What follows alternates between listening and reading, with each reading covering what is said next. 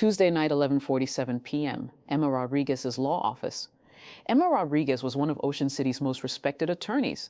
At 32, she was known for her brilliant career and the cases she'd won. Her corner office on the 47th floor of the prestigious Hamilton Tower overlooked the glittering lights of downtown Ocean City.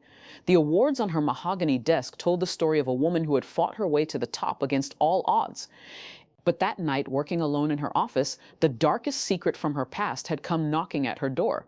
But there was something she didn't know. Emma had been reviewing the Morrison case files for hours. The high-profile murder trial was set to begin next week, and she couldn't afford any mistakes. Her client, Jennifer Morrison, was accused of killing her wealthy husband for his inheritance. The case had attracted national media attention, and Emma's reputation was on the line. She rubbed her tired eyes and glanced at the clock. Almost midnight.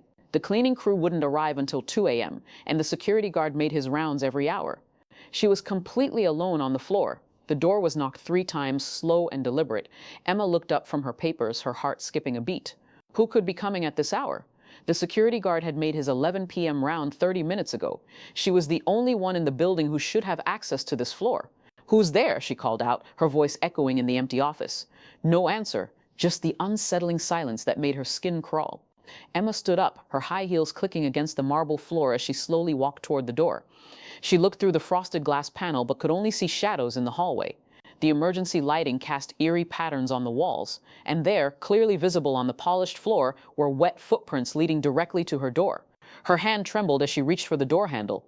Something deep in her gut told her not to open it, but curiosity and concern for building security overrode her instincts. This is where everything changed. When she cracked the door open just an inch, she saw the man who had darkened her life 10 years ago, Marcus Chen, her former partner at the prestigious law firm of Blackwood and Associates, her former lover, her former mentor, and her former enemy. "Hello, Emma," Marcus said with that familiar cold smile that had once made her heart race with love, but now filled her with dread. "Did you miss me?" Emma's hand froze on the door handle. The scar running from his left temple to his jawline was still there, more pronounced now, a permanent reminder of the night that had changed both their lives forever. The mark she'd left that night 10 years ago when her world came crashing down. "You? How did you?" Emma's voice was trembling, barely above a whisper. "You're supposed to be in Millfield Correctional. Your sentence wasn't up for another 3 years. Prison?" Marcus laughed, but his eyes held ice-cold anger that seemed to burn right through her. "Oh yes, I got early release. For good behavior." He air-quoted the last 2 words mockingly. "Amazing what good legal representation can do, isn't it? I thought about you for 10 years, Emma. Every single night in that concrete cell." Emma tried to close the door, but Marcus placed his hand against it, his grip firm and unwavering. His strength hadn't diminished during his time behind bars. "Why are you in such a hurry? We have so much to talk about, don't we? 10 years worth of conversation." But the most shocking thing was, Emma's mind flashed back to that fateful night like a movie playing in slow motion. 10 years ago, she was a 22-year-old law student working as an intern at Blackwood and Associates. Marcus was 28 then, a rising star in the firm, brilliant, charismatic, and devastatingly handsome. He was her mentor, teaching her the intricacies of criminal law, but more than that, he had become the greatest passion of her young life.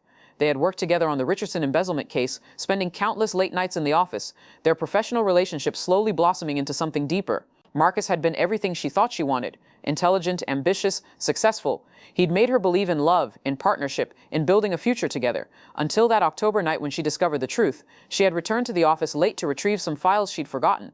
The building was supposed to be empty, but she saw light coming from Marcus's office. As she approached, she heard voices, Marcus and someone else. Through the slightly open door, she witnessed Marcus accepting a thick envelope of cash from Vincent Torino, a known associate of the Castellano crime family. "Make sure the Richardson case goes away," Torino had said. "My client doesn't want any investigations into his business dealings." "Consider it handled," Marcus had replied, counting the bills with a casual indifference that had shattered Emma's heart. That night, Emma had reported Marcus to the police, but when Marcus found out about her betrayal, he came to her small studio apartment near the university. They fought. He accused her of ruining his career, his future, everything he'd worked for. She accused him of corruption, of destroying the law they both claimed to serve. The argument escalated. Marcus had grabbed her, shaking her, his face twisted with rage and desperation. "You don't understand," he'd screamed. "I did it for us, for our future." And Emma, terrified and heartbroken, had grabbed the heavy glass vase from her coffee table and struck him across the head. The sound of glass meeting skulls still haunted her nightmares. "I thought about you every night for 10 years, Emma." Marcus took another step into her office, uninvited, unwelcome. "What you did to me that night, how you sold me out, how you destroyed everything we had built together." Emma backed away, her heart pounding so hard she could hear it in her ears. "Marcus, please, it doesn't have to be this way. I was young, I was scared. You were taking bribes from the mob, doesn't it? Marcus pulled out a photograph from his jacket pocket, his movements deliberate and calculated. Then what's this? Emma looked at the photo and her heart stopped. It was a crystal clear image from that night 10 years ago, taken from a security camera angle she never knew existed. The photo showed blood flowing from Marcus's head while Emma stood over him, the broken vase still clutched in her hands, her face a mask of terror and determination. You haven't seen the biggest surprise yet. How did you get this photo? Emma couldn't find her voice, the words coming out as barely a whisper. Oh, you're curious about this beautiful photo? You see, Emma, one of my associates had installed some unofficial security measures in various buildings around the city, including your apartment building. Insurance, you might call it. He recorded you trying to kill me that night. Emma felt the world spinning around her. I was defending myself. You were trying to kill me. You grabbed me first. Who's going to believe you? Marcus stepped closer, invading her personal space. Successful lawyer Emma Rodriguez, Ocean City's golden girl, tries to murder her mentor Marcus Chen in cold blood because she accuses him of taking bribes. Which story sounds more believable to a jury?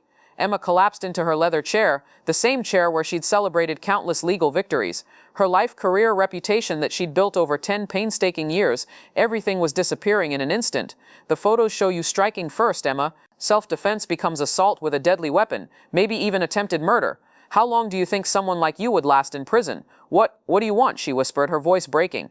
Marcus smiled that predatory smile she remembered so well. Very simple. I want back everything I lost for 10 years. My law license, my reputation, my money, my life, and of course, my sweet revenge from you. You took 10 years from me, Emma. Now I'm taking everything from you. Don't miss this detail for a minute. Just then, Emma's phone rang, the sharp sound cutting through the tension like a knife. The screen showed Sarah Miners, internal security, Emma's closest friend and internal security director at the Ocean City Police Department. Sarah Mitchell had been Emma's roommate in law school, her maid of honor at her brief marriage to David, which had ended in divorce 3 years ago, and the one person Emma trusted above all others. Answer it, Marcus said, his voice carrying a subtle threat. But if you say one word about me being here. Emma answered the phone with trembling hands, trying to keep her voice steady. Emma, where are you? We've got a situation here. Sarah's voice was tense, professional. Marcus Chen escaped from Millfield Correctional about 6 hours ago. We're looking for him everywhere. He's considered extremely dangerous, and given your history with him, if he finds you... Emma looked into Marcus's eyes, which were watching her every move, every expression. Marcus nodded toward the phone, a silent command to end the call. I'm at home, Sarah. Everything's fine, Emma managed to say, hating herself for the lie. Are you sure? You sound strange, different. Your voice is shaky. I'm sure. I was just sleeping. We'll talk tomorrow, okay? Emma, if you're in any danger at all, if you even think he might. I'm fine, Sarah. Really. Good night. Emma hung up, her hands shaking so badly she nearly dropped the phone. Very smart, Marcus said approvingly. But of course, there's something Sarah didn't tell you. Something I think you should know about your dear friend. Emma frowned, confusion mixing with her fear. What are you talking about? Sarah and I became very close friends while I was in Millfield. She visited me regularly, every month for the past 3 years actually. We had such interesting conversations about you, Emma, about your rise to success while I rotted in a cell. Emma felt sick. What? No, Sarah would never. She's my closest friend. She would never betray me like that. Wouldn't she? Marcus pulled out his phone, scrolling through what appeared to be text messages. Would you like to see some of our correspondence? Or perhaps hear about how she helped plan my early release? Everyone had learned the truth, but the real shock, the office door opened without warning. Emma spun around to see Sarah walking in, but something was different. She wasn't in her usual police uniform. Instead, she wore dark civilian clothes, black jeans, black jacket, black boots. Her usually warm, friendly expression was cold, calculating. Hello, Emma, Sarah said in a voice Emma had never heard before, devoid of warmth, friendship, or any recognizable emotion. I hope you're ready for tonight's little reunion. Emma couldn't believe what she was seeing. Her best friend, the person she'd trusted with her deepest secrets, stood before her like a stranger. Sarah, you, why? How did you even get up here? The security system. Oh, Emma, sweet, naive Emma. I've been planning this night for a very long time. As for building security, well, let's just say being internal security director has its perks. I know every system, every camera, every guard rotation in the city. But why? Emma's voice cracked with betrayal and confusion. We've been friends for over a decade. Sarah laughed, but it was a sound completely foreign to Emma's ears. Friends? Is that what you thought we were? 10 years ago, Marcus and I were working together, Emma. He wasn't just your mentor and lover. He was my partner in everything. My business partner. My intimate partner. Emma's mouth fell open. You're what? We were lovers, Emma. Had been for 2 years before you came along with your doe eyes and your crush on the handsome lawyer. Marcus was mine first, but you were so young, so eager, so innocent. He found you irresistible. The revelation hit Emma like a physical blow. I don't understand. When you reported Marcus to the police, you didn't just destroy his life and career. You destroyed mine too. We were going to leave Ocean City together, start over somewhere new. We had plans, Emma, a future, and you took all of that away from us with your misguided sense of justice. Emma was struggling to process this new reality. But you became a police officer. You built your own career. I built my career on revenge, Emma. Every promotion, every case I solved, every criminal I put away, it was all preparation for this moment.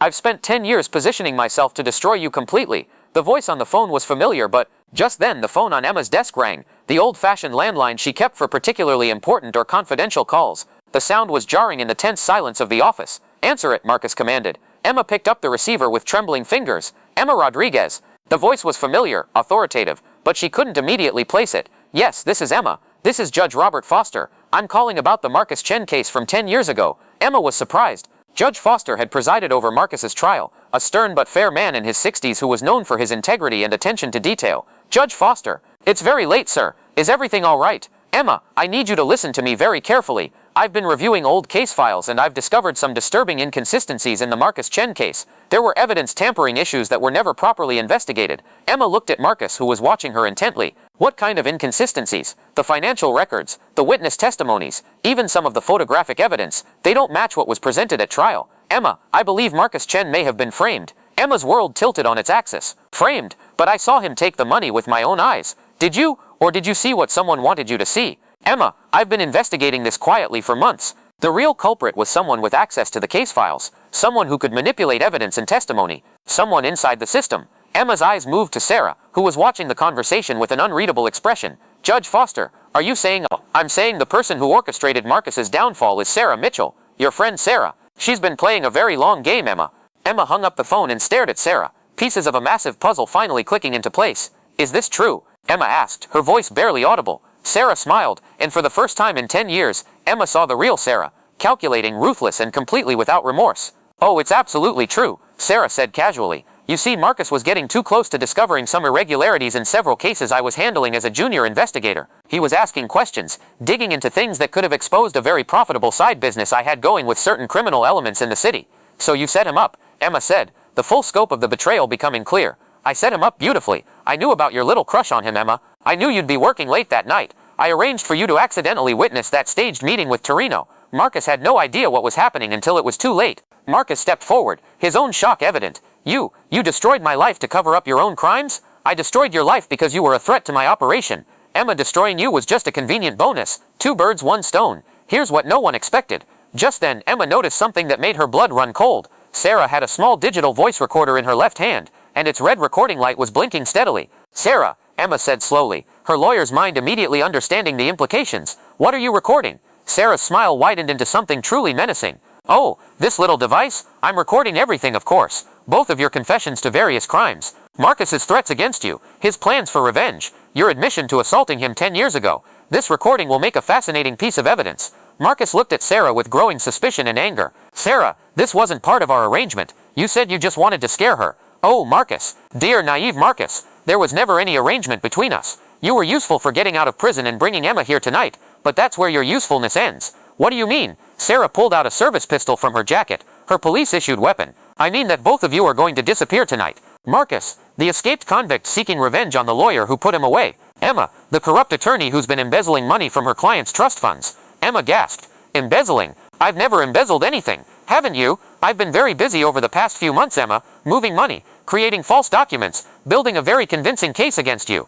By tomorrow morning, the FBI will discover that Emma Rodriguez has been stealing from her clients for years, and when they come to arrest you, they'll find that you and Marcus killed each other in a final confrontation." "You're insane," Emma whispered. "I'm thorough," Sarah corrected. "I've spent 10 years planning this. With both of you dead, I'll be Ocean City's most respected law enforcement official. The cases I've been manipulating will never be investigated, and I'll have my revenge for the life you cost me, Emma." Marcus and Emma looked at each other, and for the first time in 10 years, they were truly on the same side. "Emma," Marcus said quietly, "I think we've both been dancing to the wrong tune." Emma nodded, her legal mind racing through possibilities. "And I think our real enemy has been playing us against each other this entire time." Sarah raised her weapon. "Touching as this reconciliation is, it's time to end this charade.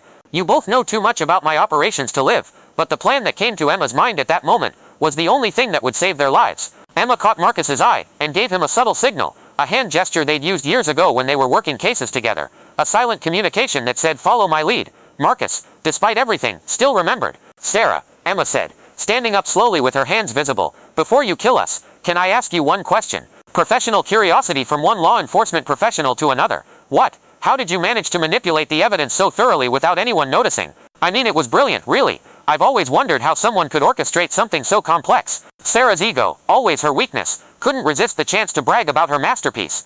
It was actually quite elegant. You see, as a police investigator, I had access to evidence before it was officially logged. I could modify documents, alter photographs, even coach witnesses on their testimony. But the financial records, those would have been harder to fake. Not when you have contacts in the banking industry who are willing to create false transaction records for the right price. And judges who can be including Judge Foster. Emma asked. Especially Judge Foster. The old fool never knew I was feeding him false information about his own cases. Emma smiled slightly, except for one small problem, Sarah. What problem? Emma pulled out her phone, showing the screen to Sarah. Judge Foster is still on the line. He's been listening to everything you just said. Sarah's face went white. That's impossible. You hung up. I pressed the hold button, not the hang up button. Judge Foster, did you hear all of that? A voice came from the phone speaker. Every word, Emma. I'm contacting the FBI right now.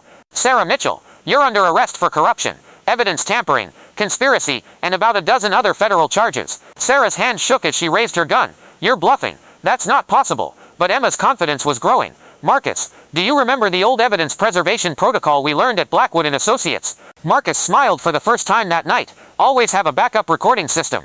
Emma gestured to a small device hidden behind a picture frame on her desk. This office has been recording everything since you walked in, Sarah. Audio and video. It's automatically uploaded to a secure cloud server that's linked directly to the FBI's cybercrime division. Sarah's composure finally cracked. You're lying. Ask yourself this, Sarah. Would I really invite you up here without some kind of insurance? I've been preparing for this confrontation for weeks, ever since I started getting anonymous tips about problems with Marcus's case. What anonymous tips? Emma looked at Marcus. You sent them, didn't you, from prison? Marcus nodded. I spent 10 years piecing together what really happened. Sarah made one crucial mistake. She kept souvenirs, photos, documents, even recordings of her conversations with corrupt officials. I found her hiding places during one of our romantic visits. So you've been planning this too, Emma realized. Not revenge, Emma. Justice. Real justice for both of us. Sarah was backed into a corner now, her gun trained on both of them, but her options were rapidly disappearing. The final twist that no one saw coming, suddenly the office lights went out, plunging them into darkness, except for the city lights streaming through the windows. In the confusion, Emma heard a struggle, a gunshot, and then the emergency lighting kicked in. Marcus was on the ground, wrestling with Sarah for control of the weapon. Emma grabbed the heavy law book from her desk, Blackstone's Criminal Law Commentaries, the same book Marcus had given her when she started at the firm. With all her strength, she brought the book down on Sarah's wrist, causing her to drop the gun. Marcus quickly secured the weapon, while Emma restrained Sarah using zip ties she kept in her emergency kit. It's over, Sarah, Emma said, breathing heavily. The FBI is probably already in the building. Sarah looked up at both of them with pure hatred. You think this ends anything? I've been building my network for 10 years. Other people will continue what I started. Maybe, Marcus said, but they'll have to do it without you. As if on cue, the office door burst open and FBI agents flooded in, followed by Judge Foster himself. Emma Rodriguez, Marcus Chen, are you both all right? We're fine, Judge Foster, Emma replied, but Sarah Mitchell needs immediate medical attention and booking on federal charges. As the agents took Sarah away, she looked back at Emma one last time. This isn't over, Emma. You can't stop what's already in motion. Emma shivered, knowing that Sarah's criminal network was probably much larger than any of them realized. And Emma learned that night that sometimes our biggest enemies are the people we think we know best. After the FBI agents left with their prisoner, Emma and Marcus found themselves alone in the now quiet office. The adrenaline was wearing off, leaving them both exhausted and emotionally drained. Marcus, Emma said quietly, I owe you an apology, a big one. Marcus shook his head. Emma, we both owe each other apologies. I should have trusted you enough to tell you about my concerns regarding Sarah's activities. Instead, I let pride and anger consume me for 10 years. And I should have come to you directly instead of going to the police. We were partners, Marcus. We should have handled it together. Marcus smiled sadly. We were young, Emma, young and idealistic and unprepared for the kind of corruption we were facing. Emma looked around her office, the awards, the degrees, the symbols of success she'd built her identity around. So what happens now? My career is probably over, the scandal alone. Your career isn't over, Emma. If anything, exposing Sarah's network will make you a hero. The FBI will need your help to unravel all of her corrupt activities over the past decade. Emma considered this. And what about you? Your law license was revoked based on false evidence. Judge Foster already assured me that my conviction will be overturned and my license reinstated. I have a lot of catching up to do in the legal world." They stood in comfortable silence for a moment, watching the dawn break over Ocean City through the large windows. "Marcus," Emma said finally, would you be interested in working together again?" Legitimately this time, Marcus raised an eyebrow. "Are you offering me a job, Emma Rodriguez?" Emma smiled, the first genuine smile she'd worn in years. "I'm offering you a partnership. Rodriguez and Chen, attorneys at law. We could specialize in exposing corruption, helping people who've been framed by the system." Marcus extended his hand. "Partners." Emma shook it firmly. "Partners." And so, after 10 years of separation, betrayal, and pain, Emma and Marcus became a team again. This time, fighting together against the real enemies of justice,